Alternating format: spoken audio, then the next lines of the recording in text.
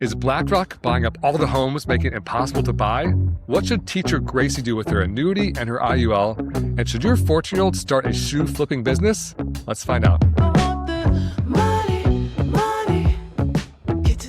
Welcome back to the Personal Finance Club show. Hey, Jen. What's up, Jer? A lot. Tomorrow is Ty's first birthday. Woo, baby party. My little baby boy. I know. We're going to have a baby party for him. And he's crawling now, and we call him little Alex Honnold because he walks on the edge of the couch, the table, very carefully. No harness. Not any sort of, free soloing the coffee table at 0 feet altitude. But nice. Hey, it's a start. You kept him alive for a whole year. Well, almost. This podcast doesn't air for a week, so I don't want to jinx it yet. But we're closing in on 12 months. Nice. Good job. Yeah, it is crazy. It's crazy how they're so small when they come out, and then a year later they're that's a big difference. But don't you feel like they're more durable than you feel like they are? Like you feel you're gonna break a baby, but then you're like, oh, you could actually do a lot. Yeah, I mean, yeah, I think you don't want to throw them too much because they still have sensitive necks and things like that. But yeah, they're pretty. Andrea is much more sensitive. Like if he takes a tumble, she's kind of losing it. I'm kind of babies are made of rubber. Yeah. You get a bonk on the head every once in a while, they'll be fine. Dad math. Yeah, I guess. And we have another birthday coming up. Another birthday today, actually. What's that? It's the birth. Jen's eyes got big. She has no idea who this is. No idea. Jen's the birth of a new segment. Oh God. Because you know what, and it's a death of an old segment. Because you know what, no one liked Explain Like I'm Five. They really didn't like it. 5-year-olds were constantly writing in with their little jumbled text messages. They didn't even know all the words, and they said, "This did not make any sense to me. I don't know about interest rates, and I don't know about collapsing currencies. Please make." And then adults were saying, "Why are you doing?" Okay, so we're having a new segment. Jen, tell us about this new segment. The new segment is Hot Topics. Oh, that sounded so much more professional. Okay. What is this segment, Jen? And not to be confused with Hot Topic. Correct. The, cool mall store we went to as teens to look all edgy. Did you shop at Hot Topic? Oh my, I still do. Where do you think I get this eyeshadow? I was like, that vest is not from Hot Topic. Is eyeshadow even a thing? I don't know if that's they probably have a glitter moment there. I feel like something edgy, but I don't know. I haven't been in there in years.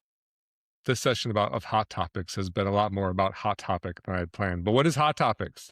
Okay, so we're going to talk about current events in the news, finance, investing, personal finance news. We're just trying to try and find stories to stay somewhat topical, but maybe not too topical because we do batch episodes. So hot topical. Hot topical. Yeah, I'm not going to touch that. Okay. But we're buy and hold investors. And so, we don't need to be doing day by day. Oh, true. Buy today, sell tomorrow. This isn't I think things that are trending are often trending for, weeks or months. We could talk about tariffs, even though that's kind of been going on for a year. It's still something that's top of mind, I think. Yeah.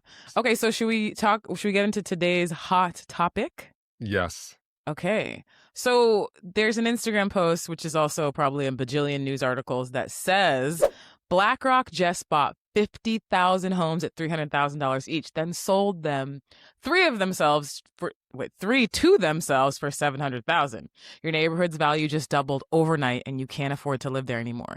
Here's how they're legally stealing the American dream. Very dramatic. Dang, that is, and it's just such good clickbait because BlackRock sounds like black and mean, and they bought these very specific numbers: 50,000 homes at $300,000 each. Where every house is exactly 300,000. Then sold 3 to themselves, and this is something that I like to call finance fantasy porn because it's got these dramatic sounding clever things, and in fact, if you start swiping this thing, it says something it explains that they sold the 3 to themselves to, create a new market because now that's the market price. And then it increased taxes, and then it's pricing families out, forcing them to rent back from BlackRock. Right. And it said by 2030, which sounds a long time from now, but it's 2026. It's only 4 years from now.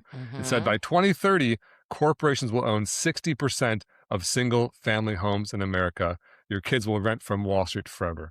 And so I call this finance fantasy porn because it pieces together these clever sounding finance moves, resulting in this totally fake outcome. Mm-hmm. And we actually saw this in last week's episode where the Scroll Patrol dude was like, open a trust and then go to the, then buy a like life insurance policy and go to the bank and borrow $1 million and buy a company. Now you're making 50,000. Like, it all sounds like finance moves people could or should be making.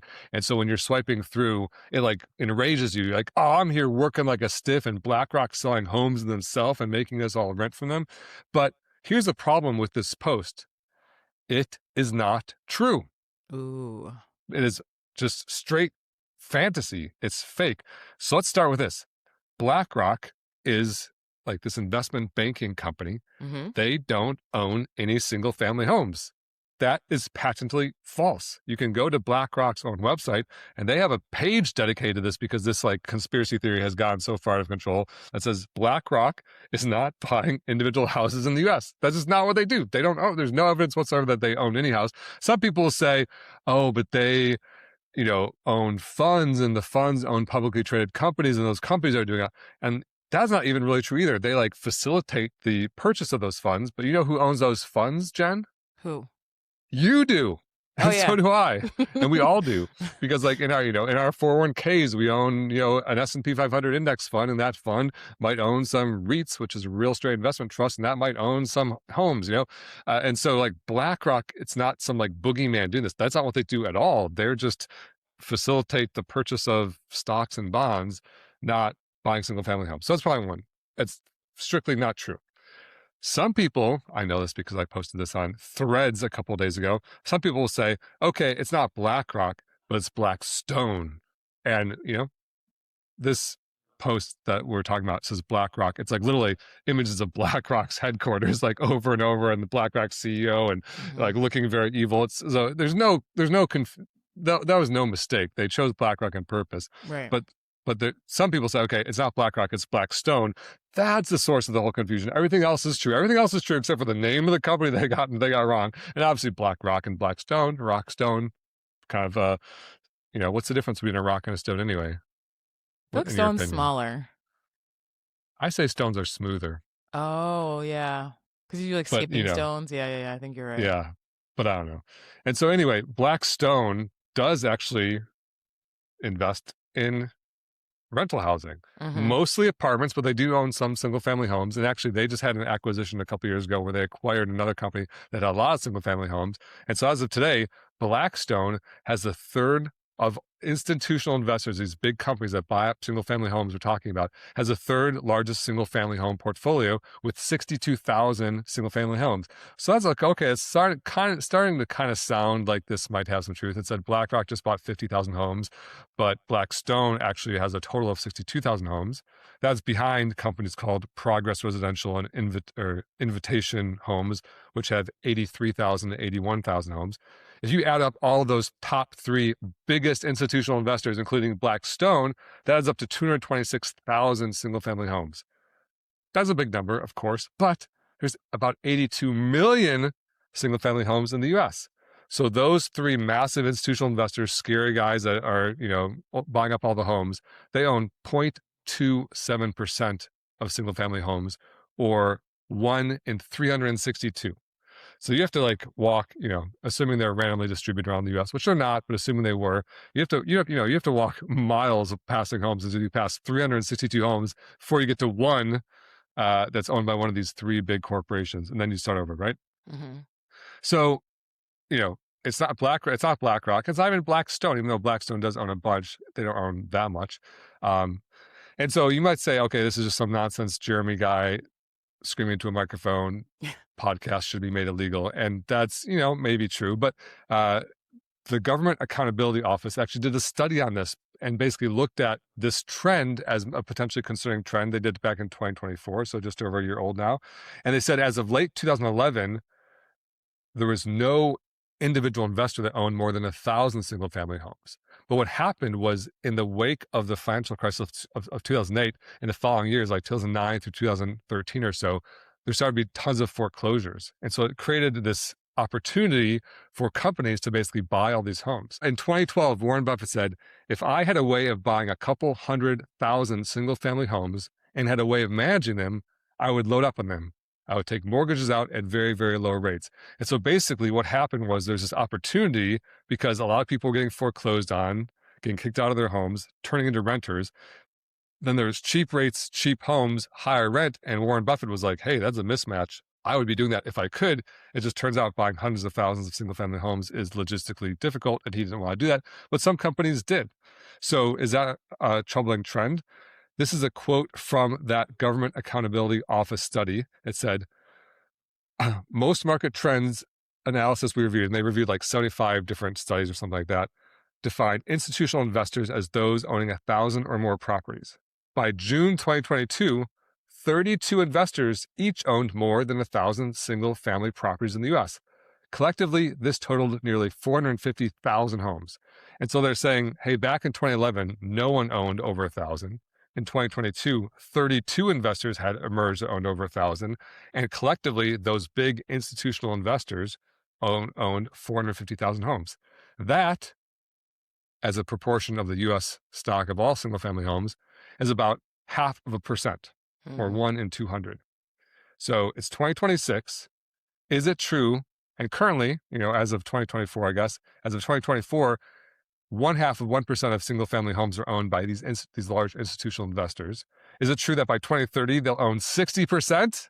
Probably No. not. That's like, unless something crazy happens in the future, but currently, that's not the trend we're on. We went from, around 0% to 0.5% over the course of 15 years or whatever. Are we going to go from, in 5 years, are we going to go from 0.5% to 60%? No, it's like, that's why this is like fantasy or finance fantasy porn, because it's just not true. It's made up. It's like fake lies that just go viral because it's such good rage bait. That said, houses are really expensive historically. They're very expensive. They're more in dollars, they're more as a proportion of our income. And so it's really attractive rage bait to blame a boogeyman with the name Black in their name, right? But that's not the truth. Okay. So that said, there is a little bit of truth to this in some markets. First of all, I've been making a little bit of a straw man argument case, which is talking about the total number of single family homes. If you look at just the single family homes for rent, it's not 0.5%, it's about 3%. So it's more, it's like, that means 97% of rental homes are owned by small investors who, have less than 1,000 units. But 3% of these big Wall Street companies, if you will. Okay, that's something. And then in some markets, it's much worse.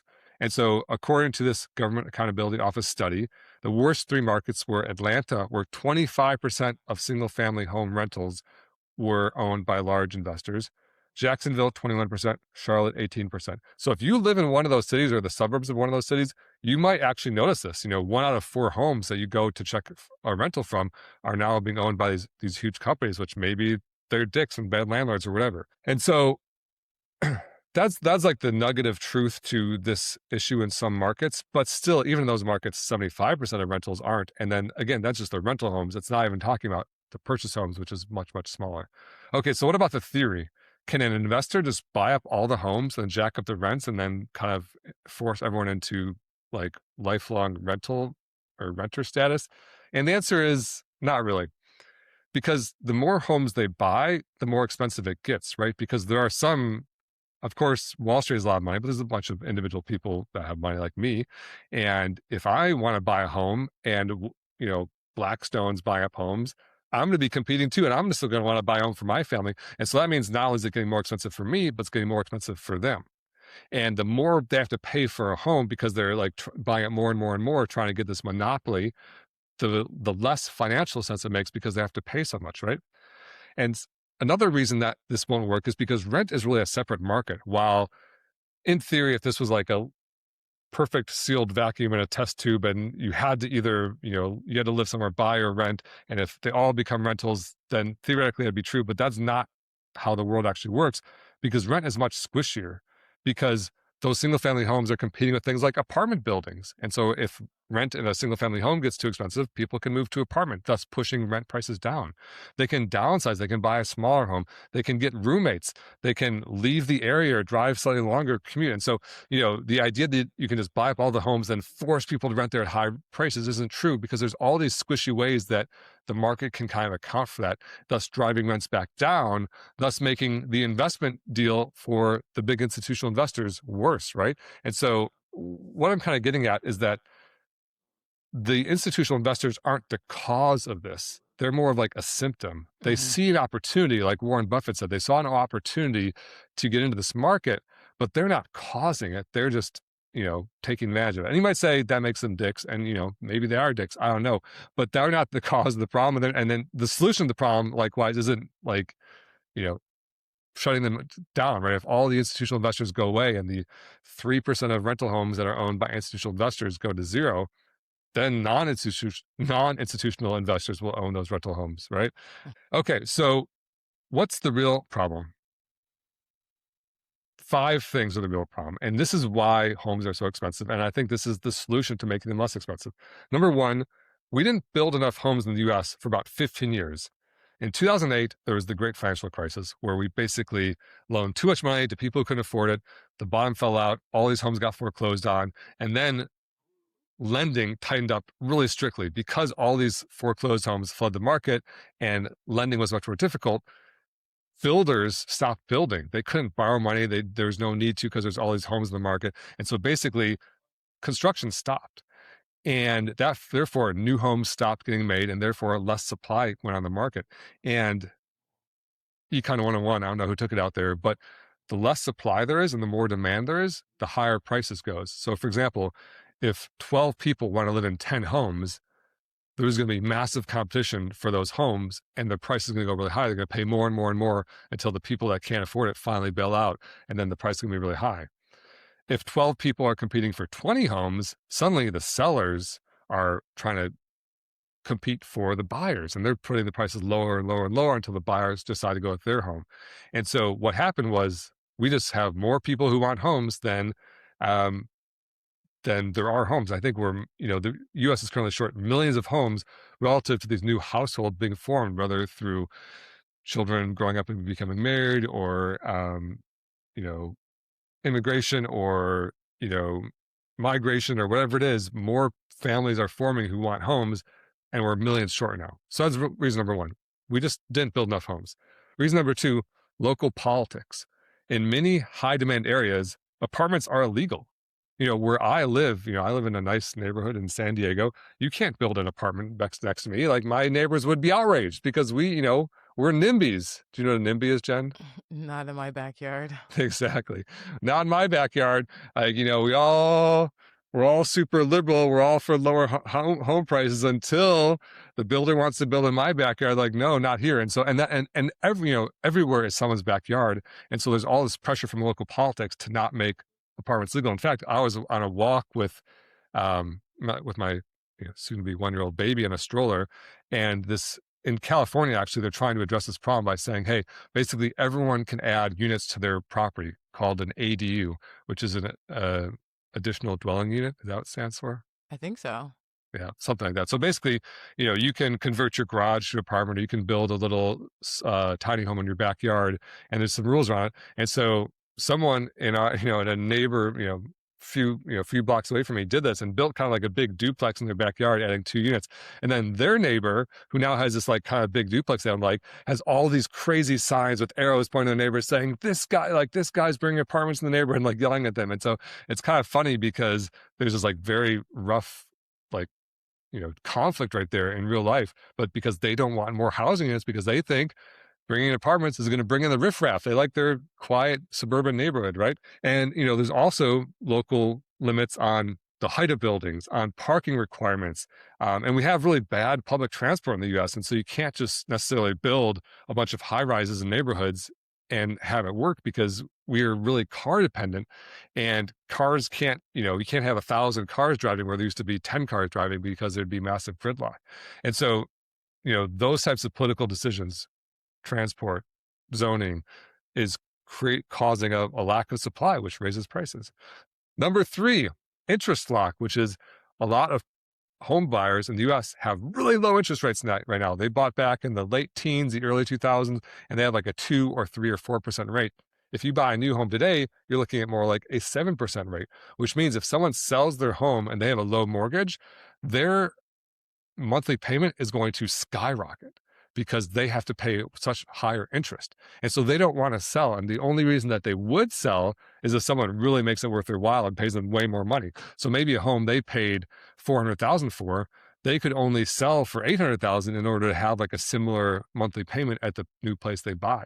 And that pushes prices up because less sellers, because they don't want to lose their rate, less supply, higher prices. It's all kind of the same trend, right? Another reason, this is reason number 4, is that demand shifted. Back in COVID, there's kind of this mass exodus of working in offices. Everyone's work from home now. Not everyone, but there's obviously a trend.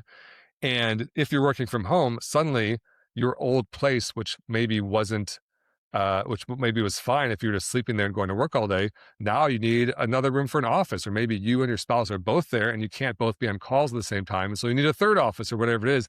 And so the demand for office buildings has kind of shifted to single family homes, thus more demand, less supply, higher prices. And then finally, the 5th reason is construction, construction is harder these days. Materials cost more. This kind of has to do with tariffs, right? If we're importing lumber and steel from Canada and you have to pay more, that critical supply number we need is costing more because construction is harder. Labor is scarce. Why is labor scarce? Draw your own political conclusions, but it's harder to hire people now. And permitting is slow, and that's more of like a local zoning thing. And so all of these things really point to basic economics. Less supply, less houses on the market, less houses available, more demand. People want their bigger COVID homes, just have skyrocketed price. And so then we enter back to this silly BlackRock post that says BlackRock is buying up all the homes. Like, it's really, the essence of it is just, first of all, BlackRock, 100% false. Blackstone, maybe, but the scale is dramatically less. It's not 60% like they're implying. It's, 0.5% and maybe, more in certain markets. But that ain't the problem. As soon as Atlanta has way more supply than they have demand, these institutional investors will disappear because it's not worth it to them anymore. And so they're a symptom, not the cause. That was my rant. What do you think, Jen? Wow. So you can't believe everything you hear on the internet is what you're telling me. Shocking.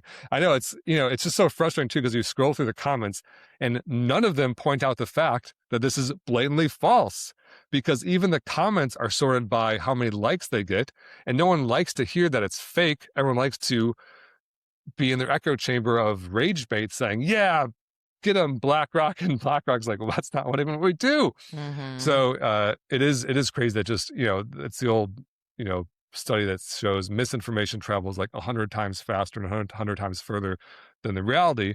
And the reality is this kind of sticky situation of, we didn't build enough housing. It's hard to zone to build more. People are locked into cheap interest rates. People want bigger houses due to COVID, and construction's more expensive. All that combined is really what's causing high prices, not a boogeyman, old white guy in a suit, with bad lighting that they put a picture of in front of a BlackRock headquarters. It's the market. But who are we supposed to blame if you don't have a picture of a guy looking angry in front of his building? I mean, it sounds rough, but to some degree we have to blame ourselves. We have to blame the NIMBYs who are voting against high rises, right? Like, if you want lower housing prices, you need more units.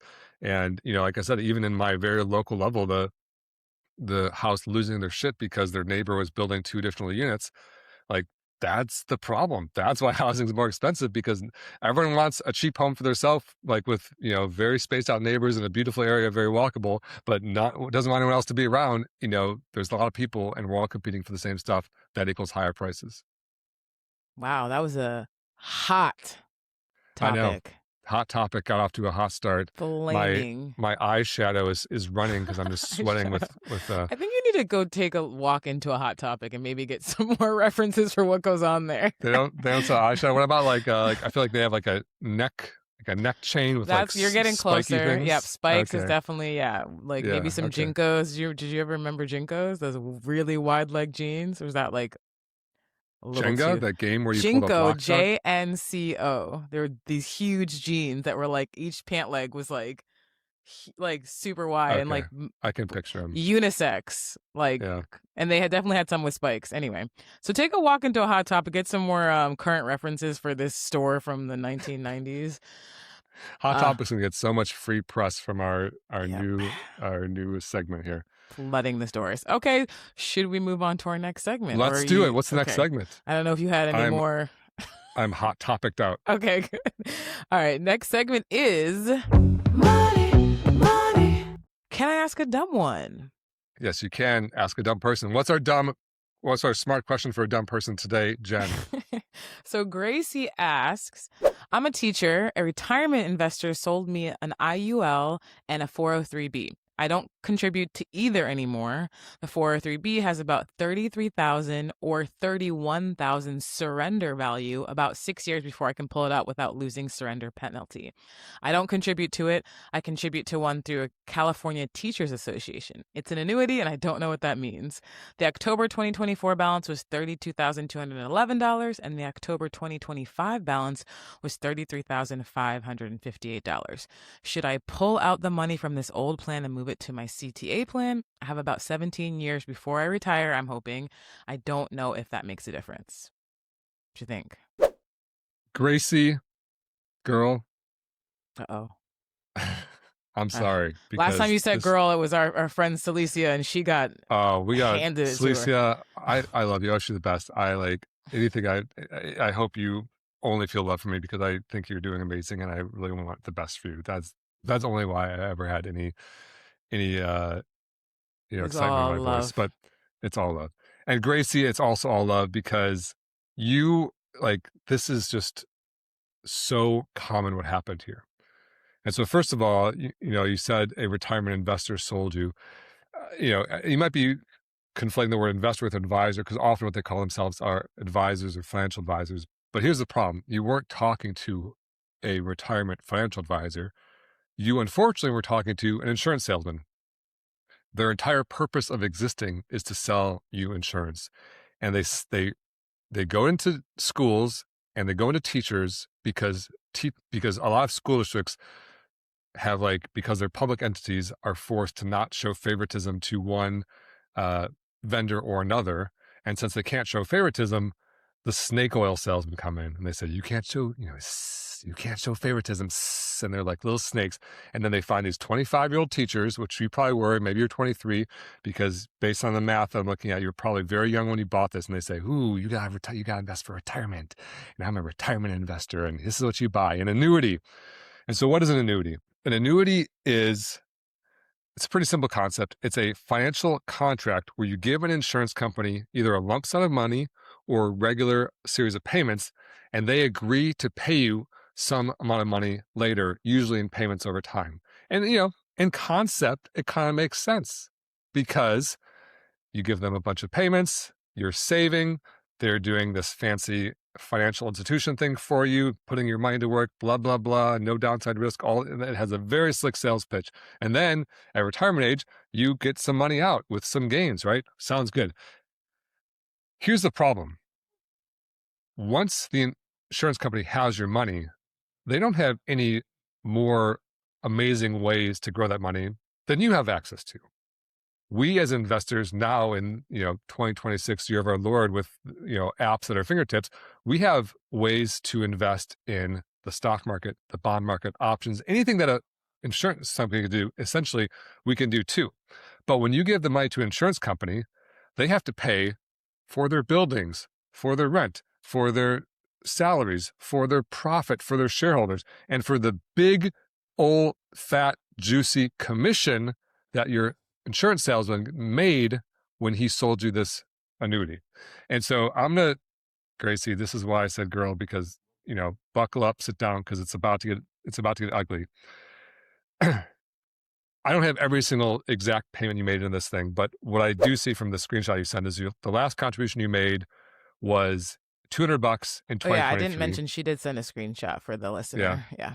It's kind of like just an overview of the policy, but it's so the last contribution was $200 in 2023, and you said you have 17 years left until retirement.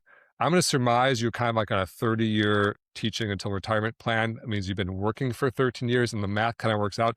13 years times $200 a month equals about what you put into this plan, which is $30,500. And that's what it says. Your total contributions made, $30,568.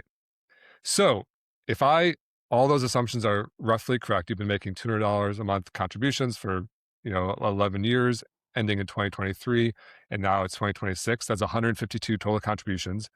If you went back instead of paid into this annuity contract, Oh, don't do which this. has occurred. That's not nice. Jen is like, it's not for Gracie. It is for Gracie, but it's for everyone else who's listening.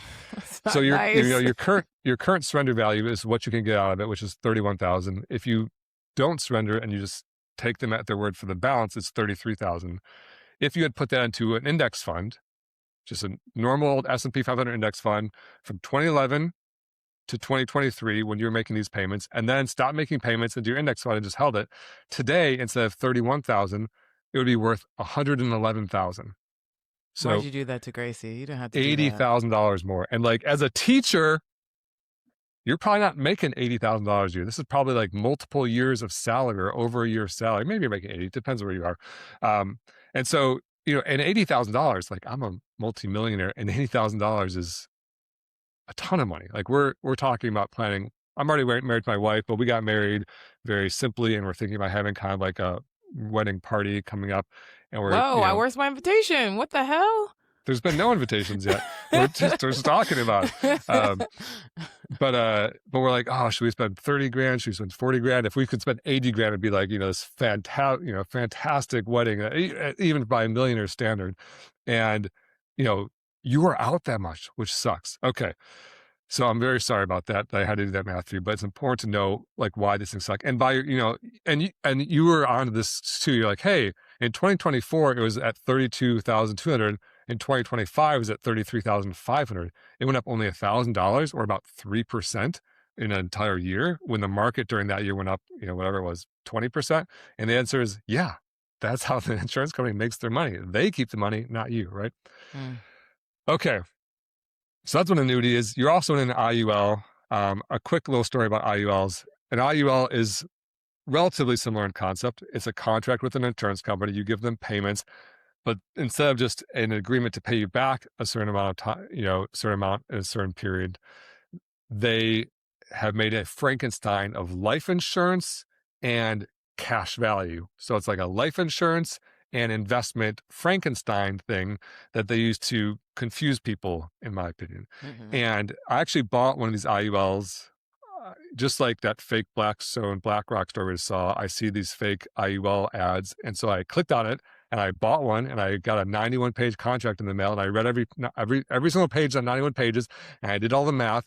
I found that if I were to invest $200 a month into this IUL that was sold to me, like, all I said was, yes, yes, yes, this is what they sold to me. In 40 years, my IUL would be worth $320,000. That said, that's very optimistic, because riddled in this contract were all sorts of things like, we can change these terms whenever we want.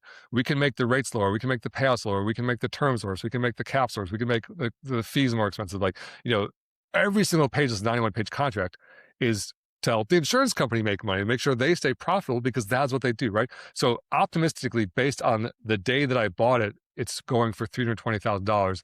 Realistically, it's probably a lot less. And a lot of these things go to zero because people stop making payments for one reason or the other, and then the policy lapses and their money all disappears. So that said, optimistically, $320,000. If I invested in an index fund over that same period, it would be $1.8 million. So the value of the IUL eroded 82% of the potential value. And this is an IUL that purports to track the S&P 500. And that's what these insurance salesmen do. They conflate the indexed universal life insurance with an index fund, because they both have the word index, but one has 82% less return, and that's the optimistic return. All right, here's the not so funny part of the story, as if this wasn't not funny enough. There's a book called Power of Zero. And the author, and then this is not to be confused with Die with Zero. Die with Zero I love. That is a book about making sure you spend your money on things that you love, and so you don't die with too much money. Power of Zero is basically an insurance pitch trying to sell you life insurance. And the author of Power of Zero did a hit piece on me on YouTube. Did you know this, Jen? Wait, what? Like an actual hit piece. I didn't know that. There's like a 7-minute video where the guy is like ripping on me. You gotta send that to me. Jen's like, oh, great. She's like, I just found my new best friend. She's like, oh, I'm checking Instagram. She follows him now. Okay. But he made the argument that every insurance salesman makes, which is your policy wasn't properly structured. You bought a bad insurance policy. I saw the good insurance policies. And he said, hey, by your math, you underperformed the index by $1.47 million.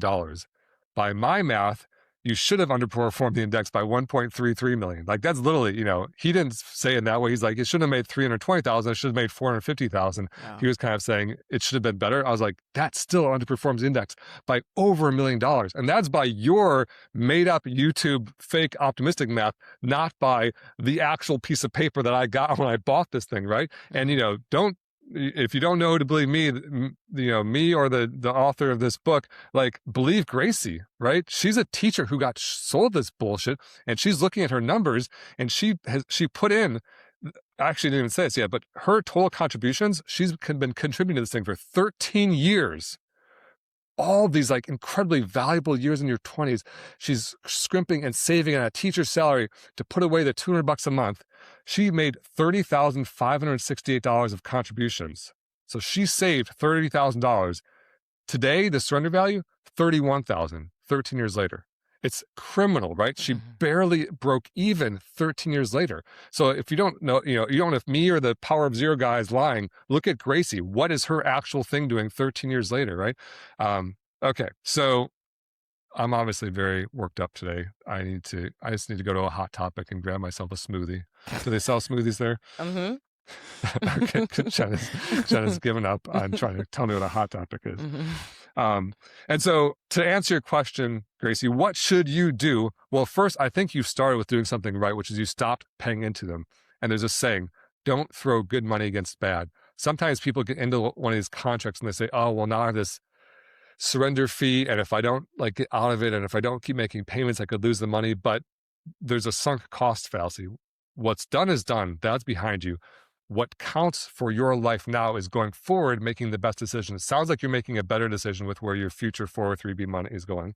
And then with regards to surrendering these insurance contracts, I don't want to say, I can't be prescriptive without seeing all the details on, in front of me. I just kind of had an overview. But, what I'm seeing is if your, annuity or your IUL is making 3% a year right now, like, why wouldn't you just cash it out, go do a lump sum rollover into, an index fund, whatever you can do, and put that money to better use going forward? And, some words of kindness or comfort are, we all have these stories. We all have stories where, man, if I had done X, I would have Y, or if I hadn't made this mistake, I would be here. Everyone's got that. No one's batting 1,000 on perfect financial moves along the way. And so, I gave you the math on where you could have been, just so you kind of know what's out there and that this isn't the right way to be investing. But we've all done that. I've done that. Jen's done that. Every person on earth has made financial mistakes. No one's doing it perfectly. You're not doing it perfectly. That's okay. And you're doing great. You've been saving, you're living below your means, you're on the right track. And so I would say, probably a good move to stop paying into this. I would look seriously at surrendering them. It's probably worth a couple $100 for a meeting with a Nectarine advisor. You can go get a flat fee hour advisor. You can upload your 2 contracts ahead of time.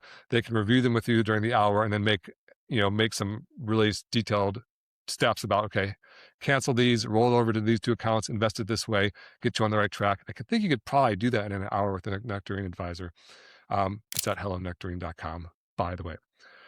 So yeah, that's what I say to you, Gracie. And sorry this happened to you. And this is so emblematic. Like every single teacher I know has this story. The insurance salesmen come in, sell them these. It's like exactly this. It's like not even approximately the story. It's exactly the story. They get sold annuities. They get sold IULs. They're crappy. 15 years later, they realize, wait, I've been paying this thing for 15 years. That's not even worth the amount of money I paid into it.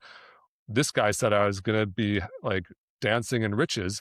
It's just not true. It wasn't true. He lied to you to make a commission. That's what happened. It sucks, but that's real life. Sorry, Gracie. Yeah. But you can move forward with the right information now. Yeah. And you found your way to our podcast. So you're in exactly right place now. Way to go, Gracie. Yay, Gracie. The future is bright. Okay. Shall we get into our next segment? Oh my gosh, I'm so excited. What is it? Scroll Patrol. Scroll Patrol. Awesome. Okay, I found a video on the internet. I didn't tell Jeremy anything about it for real this time. He's going to watch it for the first time and react and tell us what he thinks.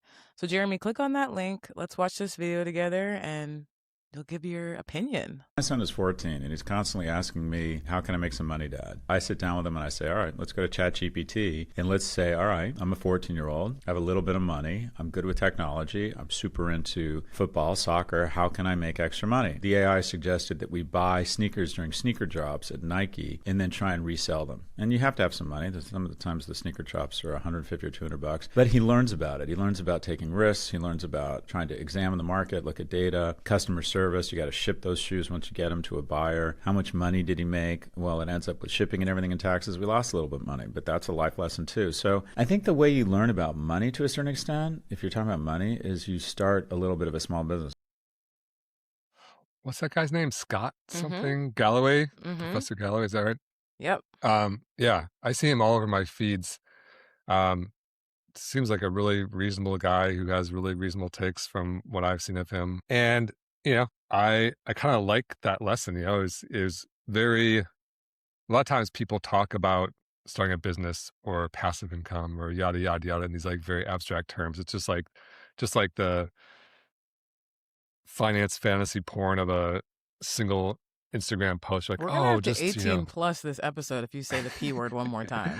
I like using the word porn in the non-actual porn context because it's just so like jarring. Because it is such a jarring thing to see, like, oh, I should just leverage my insurance policy in a trust and make $50,000 a month. Like, that's just nonsense. But what he's saying is like, okay, this is actually potentially pretty tangible. He said, go to ChatGPT, ask him, get this idea, go try to do it, like, see how it works. Like, you need some actual money. You can't just like make money out of thin air. And then like, we actually lost money because of shipping and like, you know, and, you know, I think his 14-year-old probably learned a really important business or really important lesson there, which is, you know, that didn't quite work the way I thought it would. I learned about these hidden expenses and these, you know, the time it took and all these other things.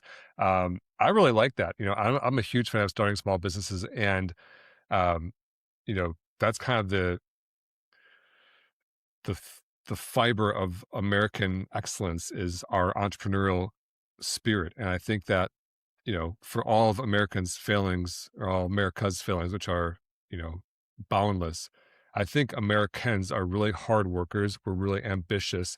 And I, you know, even from traveling to other countries, I find that to be true. We all kind of have this like hunger to grow businesses in us, which I think is great. I think it's cool. You know, maybe it's not the purpose of life. Maybe that's beyond like my pay grade, but I think that's a cool kind of like American cultural thing, which is we all are very entrepreneurial and want to kind of hit it big and work hard towards those goals. And it doesn't just happen automatically. You kind of have to fail a few times. And so while, you know, that little anecdote he told wasn't like, oh, look how easy it is, I just made $1 million. I think when his 14-year-old is 18 or 22 or 26, those lessons will seep in and he'll say, okay, this new idea I have, that's not going to work. I remember when I was 14, I tried that and the shipping was, you know, broke the bank on us. What if we do it, you know, what if we go in bulk, or what if we do, you know, figures it out, whatever it is, and then makes it work. And then the small business and entrepreneurial spirit of the US is what makes the world go. And so, you know, I like that. I think it's a cool idea, whether you're 14 or 44 or 64, just go do it, you know? And I think so many people are fixated on being perfect or not failing. I can't start unless I'm already good at it, but you have to suck first. You know, that's the only way to do it. You have to fail and you just have to try and you just have to get, even when we were starting this first in this podcast, Jen, I was like, we were doing that a little bit like, oh, we got to make it perfect. I'm like, does anyone remember the first episode at this point? Like, no one cares, you know, and we're only, what are we, 22 episodes in right now? Mm-hmm. You know, we're going to be judged by our 200th episode, not by our first episode. And our first episode was primarily there to get us going, to get us practice, to get us better. Are we getting better? I don't know. Of our 22 episodes, 3 of them I think were solid. 3? And yeah, 17 of them have been flagged by the FCC for hate speech. Jesus. You just used the Lord's name in vain. There we go. Episode 22, flagged. We're going down. Yeah, no, So, yeah, not the 60 times you said porn. When I said Jesus, that's what got us. Okay. Now the love between two people is not to be shared. Okay, got it. Nice. Have you looked up yourself in the Epstein files yet? Do you think there's any chance you're in there? No, I don't think I'll make it. I don't think I'll make the cut, unfortunately. I don't think there's any chance I'm in there. I mean, obviously, I've never like been in it. I've never talked to him, never been in his sphere. But like some people are like totally just are what's like collateral damage where like I heard Jon Stewart, someone mentioned Jon Stewart's name to Jeff Epstein and be like, oh yeah, we could get someone like Jon Stewart. Jon Stewart's like, whoa, why are you bringing me into this? Insanery. Yeah, all right, so are you gonna give Scott a grade? Yeah, Professor Galloway here. I give it an A. I don't know. It's fine. I think like he kind of makes the, in the 42 seconds of that clip or whatever it is, he makes the very complex topic of entrepreneurship a little bit more concrete and, takes away a little bit of the fantasy finance porn of, just leverage assets and become rich. You got to actually try it and do the work, and it doesn't always work out. And I think that's probably a good lesson for 14-year-olds or adults to learn. Nice. Yeah. I like it. I agree. Last week we had a 4-year-old learning money habits. Now we're on to 14. So good dads doing the thing. Yeah. Oh, yeah, it's true. We got two dads in a row. It's dad teaching money habits month here. Dad teaching money month. I love it. Okay, let's go to our final segment of the episode. Money. Jeremy had time today. I had time today. I'm in those comments. People always say, I like you because you're always in the comments. And I say, I need to find better ways to use my time, but thank you. Okay. You are in the comments, actually. Yeah, it's when I'm scrolling, looking through, I'm like, oh, Jeremy, he had time. He had time that day, too. You got to do something when you're pooping, Jen. You gotta be remind me to never handle your phone. Okay, so we've got an Instagram post here called How to Get Rich. Do you want to explain what we're seeing, and I'll read this comment? So, yeah, it's a pie chart. In the left half of the pie, which is a dark green, probably 49%, not quite half, but like almost half. It says, and then it's labeled relative impact these activities have on building wealth. So it's a pie chart. The left half says increase income. The right half says decrease expenses. So earn more, spend less. That's how you build wealth. Mm-hmm. And then the little slice in between, like the little 2%, the little orange slice that's left says high yield savings, Roth versus traditional, expense ratios, ETF or mutual fund, 401k versus IRA, tax loss harvesting, buy versus rent, credit card trading, rebalancing, small cap versus large cap, stock picking, backdoor Roth IRA, I bonds versus bond fund, asset allocation, which brokers, tax efficiently, lump sum, dividends, like a long list, and the stuff that like we all nerd out about. And the point here is that you can, all that fine tuned stuff, that little tiny slice, you can, sharpen it to the finest point you can imagine. You can work on it all day. You can make yourself an expert in all of that. But if you're not doing the big things, make more money, spend less money, invest the difference, the big things, then the little things, just don't have the big of an impact. Okay, so this commenter says, but I will say, if that little orange sliver makes a bigger chunk of the pie, you don't have to worry about the income and expenses after. Praise hands emoji. I don't know what this person means. I can read it in two different ways. In one way, they might be saying, once your investments are big enough, then your investments really are your income, and then you don't need to worry as much about like working harder or being more frugal. And to that reading of it, I would agree with that, because that's really the core of financial independence, which is, hey, get yourself to a place of investing where your investments have grown so large, you can live off the growth indefinitely without really eating into the core. And then they're saying, okay, now suddenly the job has gone away and now you can live off your investments. And I largely agree with that. But I will say that doesn't, mean you can spend indefinitely, right? You still have to live below your means, or else you can spend even millions of dollars down to zero pretty quickly if you're being reckless. Mm-hmm. The other reading of it I have is saying, hey, if you're good enough at investing, then that part will become bigger. And that's, to me, is giving day trader, it's giving options trading, it's giving Robinhood. Come on, it's giving. It's giving. I love that. I love that. I'm too old. I used to coach beach volleyball. Shout out my co-coach. Jeremy Breeze, said it's giving day trader. Please make a post with you just like, it's giving day trader. It's giving, predicting by past performance. It's giving, you need to do that. Exactly. All right, I'm doing that. But yeah, Breeze is like my little, Gen Z.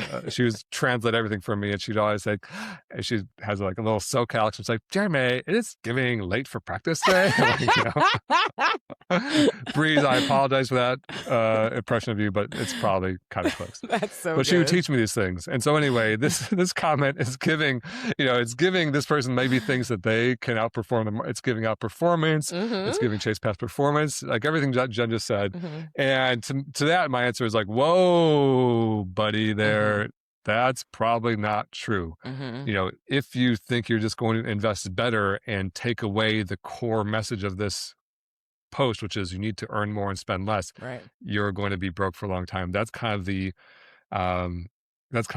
mentality of the forever broke, which is, oh no, I'm going to invest. I'm going to invest better. And I see it all the time. People have their first $100 or $500 invested, and they're like, how do I get a better rate of return? I'm like, rate of return ain't your problem. You need to put more money in. Mm-hmm. Whether you get 11% or 12% or 14% or 9%, $500 in a year from now is going to be about $500. That ain't enough. You need to be putting in a lot more $500. Right. And then over the course of decades, we want to minimize fees and do all these little things in the right to, get our rate of return as high as possible. But you're not going to, I just read this story the other day about this dude who he bet against Bitcoin in one of the downturns and made $200 million, using some options trading strategy. So, he basically, doing options trading, you can take a little bit of money and potentially make huge amounts of money if your crazy long shot bet hits. But in most cases, you lose all your money. Mm-hmm. So options trading, in most cases, basically converts investing, as I call it, growing your wealth over time, to gambling. We're just guessing and hoping you win. So he made $200 million.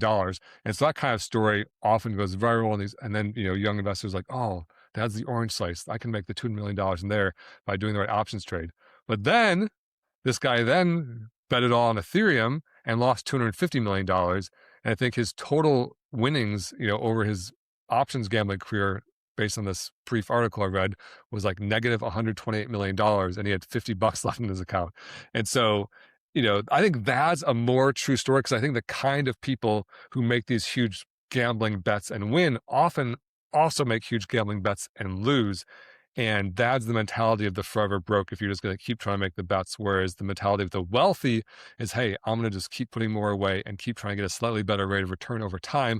Let compound growth do it. And so I don't know what this commenter meant. Anyone who's commenting on one of my posts is someone I love, because they're feeding the algorithm and getting us slightly more views or whatever it is. Mm-hmm. But if you're saying, hey, if you get your wealth big enough, you don't need to worry as much about working, that's true. If you're saying if you're an expert day trader, you don't need to work, that's not true. It's not giving. Okay. It's not giving. Got it. All right. Well, we have made it to the end of another episode of the Personal Finance Club show. We did it, Jen. Thank you for listening. Happy birthday, Ty, tomorrow. Happy birthday, Ty.